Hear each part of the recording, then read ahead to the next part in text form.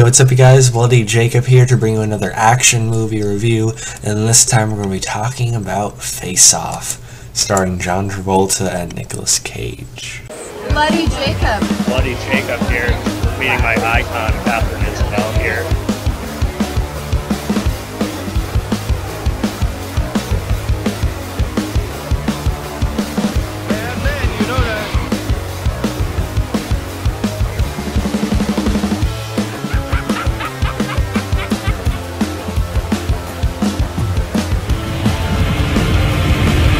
In terms of a plan, we fight. The sexy, awesome, exclusive content.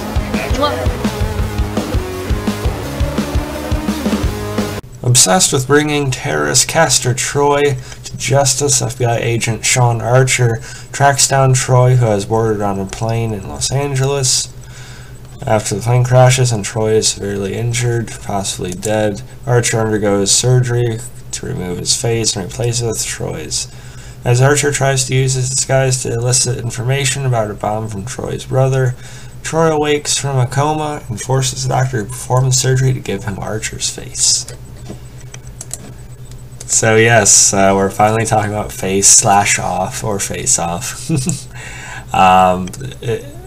was the first time watch for me. I'll be honest, which I know is shocking, as I'm supposed to be a massive action genre fan, which I am, but this is still nonetheless embarrassing. I had not seen this movie before, and it was kind of haunting me for a little bit, both because of that, but also because okay, I kind of want to watch some more Nicolas Cage movies, or I kind of want to watch some more John Travolta movies, but no, I feel like I have to start with Face Off for some reason, even though I know something like Broken Arrow came out before this and everything, but I felt like I had to start with this one, as like a bridge for both of them. I've seen them both in a handful of films, but I've wanted to check out more of both of them. And the issue was, okay, it's like almost 2.5 hours, and I could never quite find the time for it. Turns out it's only like 2 hours 14 minutes. So, but I finally popped it in the other day. Got the Blu-ray right here, which I actually bought a while ago.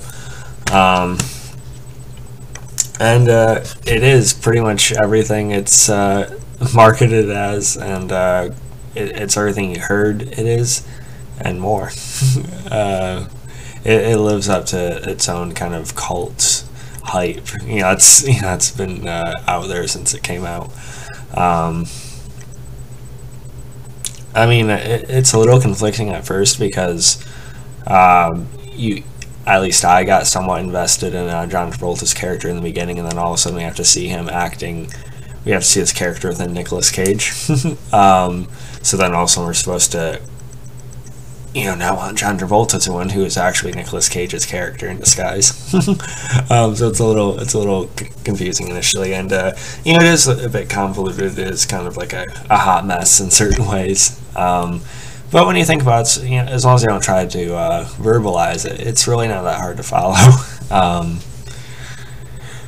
It really, both Nicolas Cage and John Travolta do an awesome job in this movie. They're both off the rocker as shit, but they're putting, all their effort into it. I mean, I just thought the movie did a good job, even just being a showcase for both of their talents and this sort of thing. You could see them both off the rockers. You could see them in some kind of more heartfelt moments, which I wasn't really expecting. And you just could see the range of the both of them. I thought they both did a really nice job. It's like Nicolas Cage in particular. He's this batshit crazy villain, Castor Troy, who I won't be forgetting anytime soon.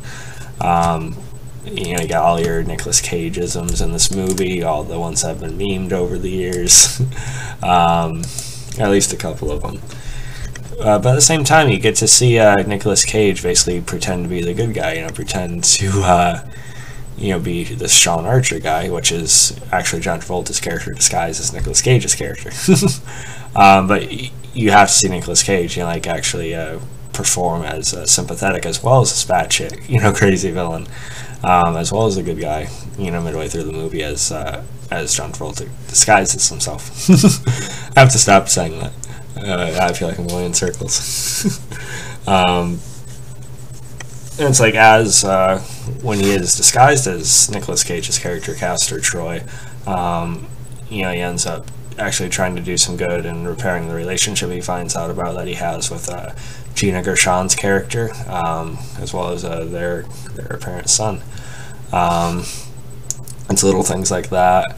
And John Travolta himself does a really good job in the movie as well. Of course, he had already been in Broken Arrow, so he was already used to playing these charismatic, hothead villains and everything. But I liked him. I like seeing him as a good guy too. It's refreshing. I thought he did a good job in that, and I like that the movie was tied up really well, so we do get to see John Travolta himself, reunite with his wife and everything. And this film, by the way, if I didn't already say it, is directed by John Woo, who is one of the most prominent action directors ever, from his Hong Kong work, which I need to see more of, to his American films, like his film with Jean-Claude Van Damme, Hard Target, and it is really spectacular on the action end as well. I mean, from the boat chase finale, which I think was really exciting to watch, just to simply all the gunplay, gunfire, and everything like that, shootouts. It never misses a beat. The movie is long, like I said, it's about 2 hours and 14 minutes. And while I don't think this movie necessarily needed to be that length, I do think it could get past as being like maybe an hour 50, hour 55 at most. It nonetheless stays pretty fucking engaging, throughout its whole runtime. So I guess I really shouldn't complain about how long it was. It really feels like you go on a journey of these two guys. And like I said, there are some surprisingly heartfelt moments where you get to see some genuine acting from both of them. But yeah, it's all very exciting, very just cool to watch. Face Off, it is a product of its time.